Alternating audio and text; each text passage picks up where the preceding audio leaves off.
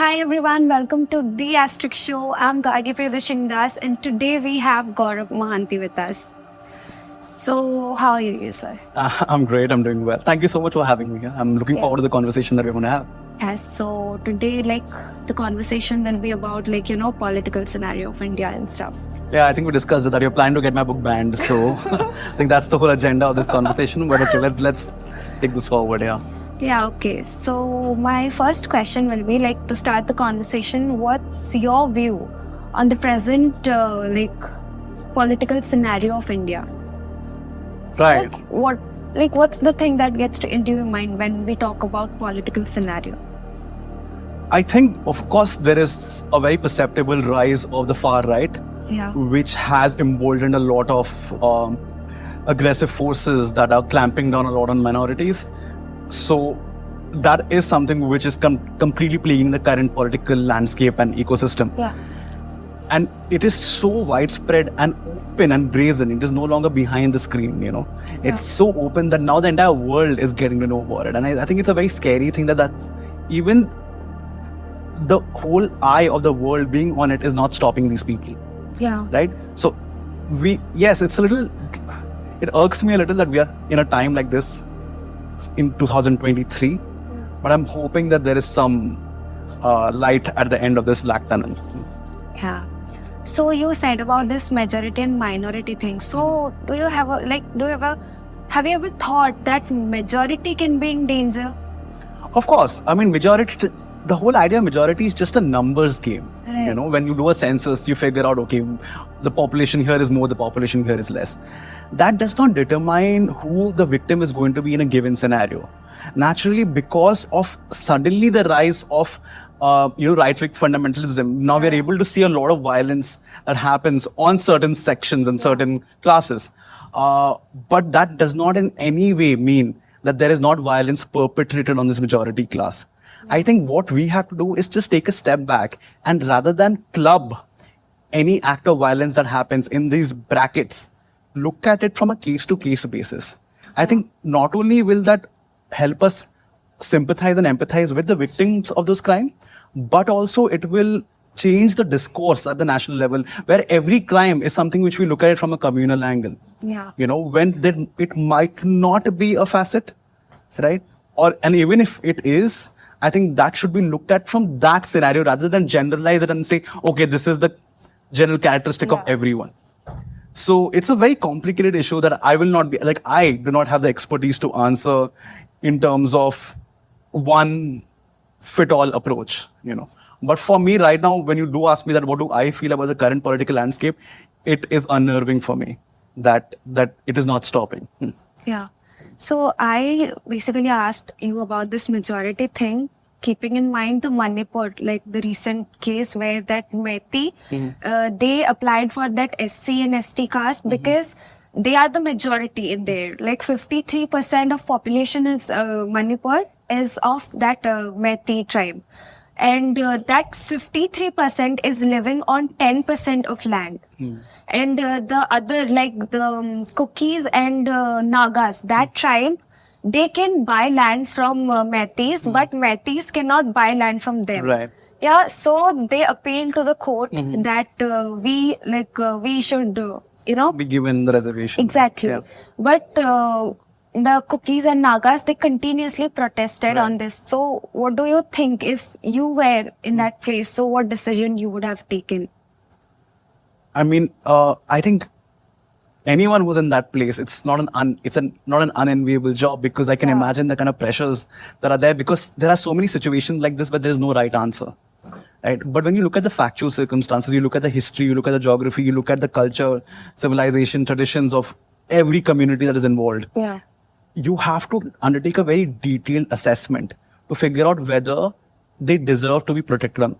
Exactly. Simply because we say that they are majority number does not mean that they might not be entitled to protection. Yeah. Right?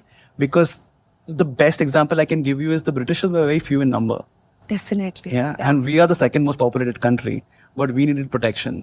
That's the best example, I think. So I think from that perspective, just because something is in majority does not mean that they do not merit special privileges. Because as this is the best example, the Manipur example that you gave, Yeah. kind of makes you think, okay, 1 second, 50%, but just taking 10% land, it's a question which needs more assessment. And naturally, there's the other side who will object to it because their privileges are being taken away. Yeah. And reservation is always a big issue. Definitely. But that is, see, no one said it's easy to be a king, right? I think the whole idea of Game of Thrones is the Iron Throne was built of swords, which would constantly cut you when you're sitting on it to remind you that where you're sitting is actually not a position of power, it's a position of responsibility.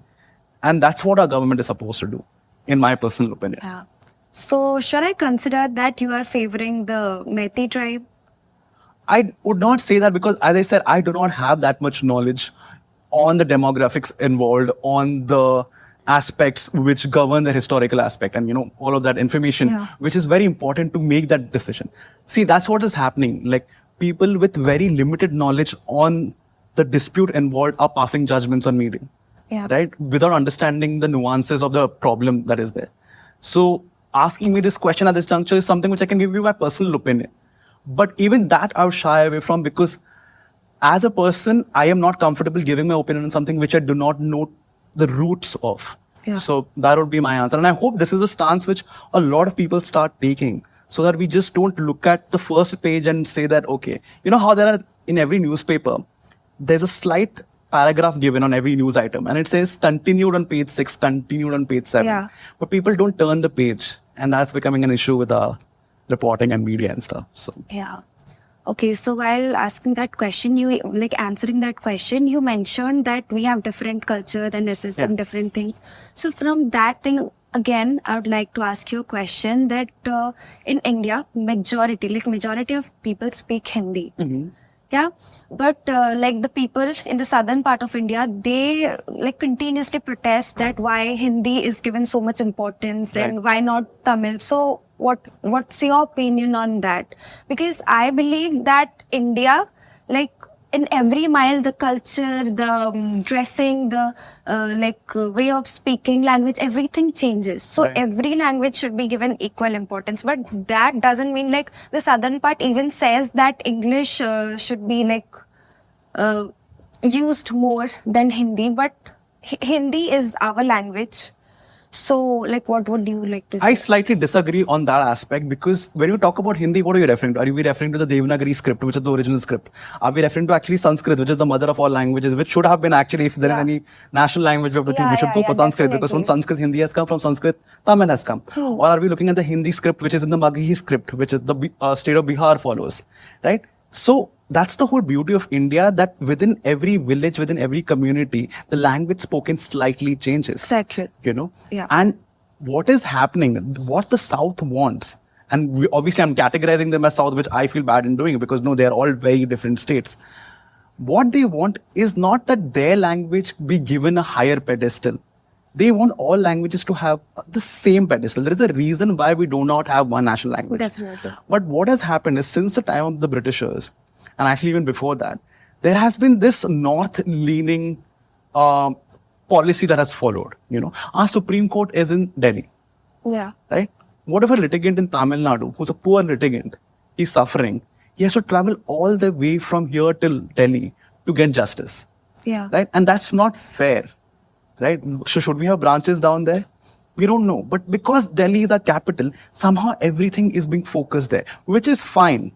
But what the government is doing, because see, it's slightly a large concept. Now, Uttar Pradesh, and I'm sorry, I'm going a little into detail in this. Uttar Pradesh is the largest state in terms of constituency. The number of parliament, the members it provides to the parliament is a lot more. And that's the cow belt is a Hindi speaking belt.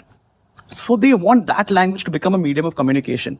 But if you go down to different states, they're not comfortable with that because they know that's how the importance of their mother tongue will slowly erode. Recently, there's a bill that has been passed, that Indian Penal Code, Indian Evidence Act, the CRPC, Code of Criminal Procedure. These are laws. Can you please explain that particular thing? Sure. So Indian Evidence Act is something which governs evidence collection, like how you collect evidence. And let's say if you're producing your original WhatsApp, you're producing a WhatsApp chats, how do I know if you have not doctored it? So Evidence Act prescribes rules, what you should do to ensure that it's fine. Indian Penal Code, let's say if, there's a crime that takes place, kidnapping, abduction, there are sections which you apply. Murder, 302 of IPC. So these are sections of Indian Penal Code under which different crimes are set out. Now, what has happened is the government has passed a bill to completely revamp it, which they're not really revamping per se. And they have changed the name to something which I have taken higher Hindi in Loyola, and I can't pronounce it right in one go. I still don't know what the name is because they've changed it to completely a Hindi term. Yeah. Why? How will the people who do not have that as their mother tongue even speak it? Yeah. And this is a slow, in my opinion, a slow, gradual way of enforcing one language because they're not able to do it from the top because there's too much protest. Yeah. So we're subtly trying to encroach, through ways where they have no option but to cite it this way. What was the need to change the name? That's the question which everyone asks. Right. Why? This has gone on from the Indian Evidence Act is 1872. It has gone on for hundred of years, or more than that actually. Now suddenly you're changing name, suddenly you're changing section. Was there any need? No. It's the whole name changing philosophy which is something which I do not agree with. And I feel that it's an imposition. So I'm on the completely opposite end of the spectrum. I believe what is going on is perfect when it comes to language. Enhance every language so that we respect every language and that language is not gone. But this whole idea of changing chemistry symbols to Hindi and making them mandatory across schools, we will be left behind when it comes to competing with the rest of the world. Because like it or not, by the way, it's very important to know that the highest number of speakers of any language is actually Mandarin. But that is not the global language. English is. Right. Because it connects us. Because of internet and Twitter and science, right? The world has become a very smaller place and English connects us all. Yeah. So, sir, correct me if I'm wrong, but I would say that I'm not favoring Hindi, but I think we should, as Indians, as you said, as I said, that with every mile the language changes. So we cannot give importance to every language. We should have importance, but we cannot learn every language. When we are traveling to different states or stuff, we cannot learn every language so we should have something of our own to communicate with. Then why Hindi?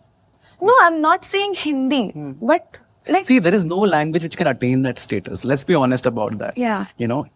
There's a Hindi thing because the North says it. That's where the capital is. Yeah. But if you do a census of different people speaking, you actually define Hindi as per the dialect which is spoken, you'll find that maybe some other language is very comparable to in terms of the population which speaks it.